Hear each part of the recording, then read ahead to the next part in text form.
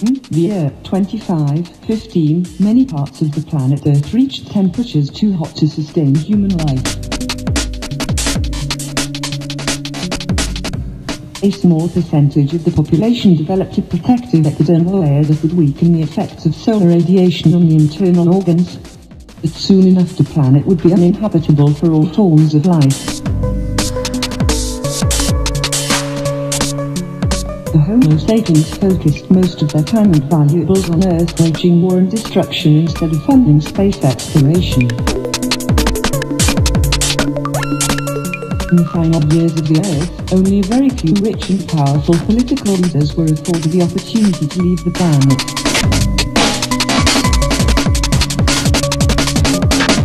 The One World Medical Center conducted a series of physical and mental health tests to ensure genetic diversity and the survival of the fittest. All of the individuals selected carried the allele for the extra epidermal layer and were believed to be conscious of the formats of the Great Chain of Being. The Great Chain of fossils were not metagalactically aware and were believed to be on a lower plane of consciousness.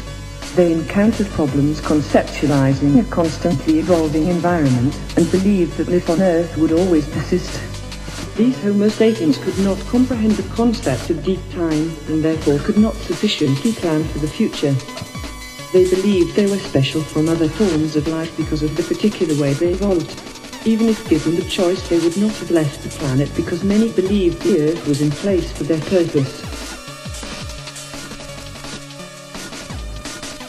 Every evolutionary stage of mankind had taken place on Earth, and those beings who made the breach knew how drastically they would eventually alter their own species.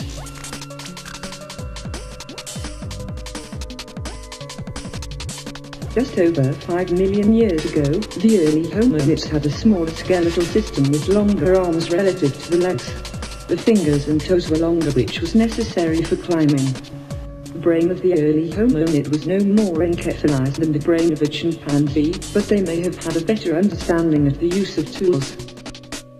20 million years ago, at the beginning of the Miocene ages, the hominoids were primarily arboreal quadrupeds. But it is apparent that they were adapted for a considerable amount of upper body erectness.